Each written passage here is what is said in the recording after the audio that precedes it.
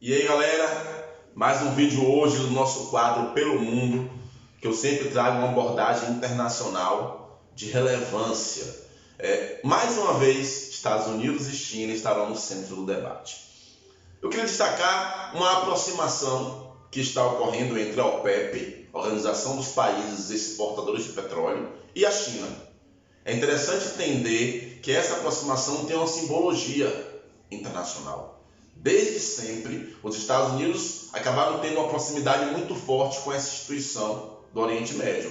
Porém, nos últimos 3 anos, de 2018 para cá, os Estados Unidos aumentaram a sua produção de petróleo, tornando-se o maior produtor dessa commodity, a partir do gás de xisto principalmente, e o cenário econômico global, com quedas, com recessão, acabaram provocando uma diminuição da procura por esse petróleo.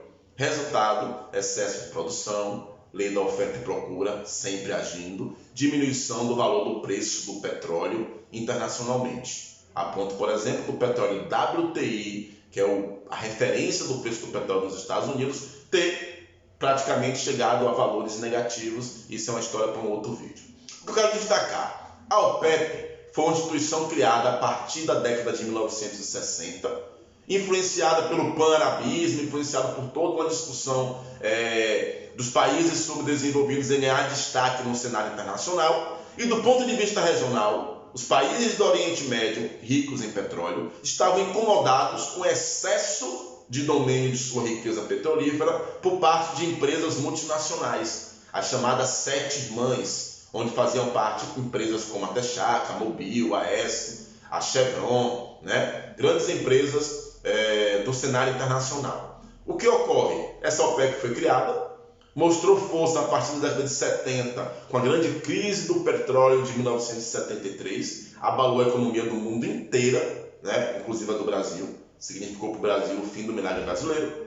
E depois, devido ao surgimento de novas fontes energéticas e principalmente a descoberta de novas jazidas de petróleo em outras áreas do mundo, ela acabou perdendo importância. Porém, não podemos desprezar a importância do petróleo como fonte energética ainda hoje. Nós precisamos entender o seguinte: a procura por petróleo no mundo diminuiu porque estamos vivendo um momento de exceção. Há uma estagnação da economia, há uma diminuição da produtividade e isso afeta, obviamente, a principal fonte energética. Porque a fonte energética ela passa a ser mais ou menos utilizada de acordo com a necessidade de produzir.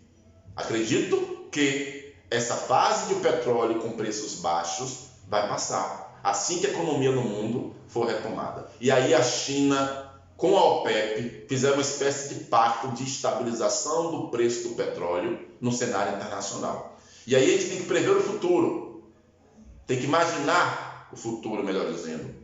Quando a economia voltar a um ritmo normal, talvez a China exerça um poder geopolítico mais forte do que os Estados Unidos na OPEP. E a China quer uma fonte energética que não seja o carvão, porque ela é altamente dependente do carvão.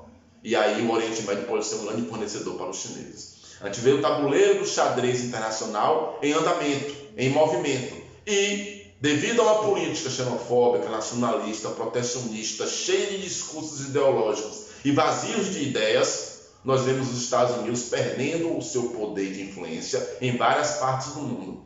Acontece em relação a alguns países da América, acontece em relação a alguns países europeus e agora acontece em relação a alguns países do Oriente Médio que tradicionalmente eram aliados dos Estados Unidos. Então atenção, porque o mundo passa por uma nova configuração política e econômica e talvez a China passe a ter um papel mais preponderante do que o próprio Estados Unidos. Valeu, galera! Até mais!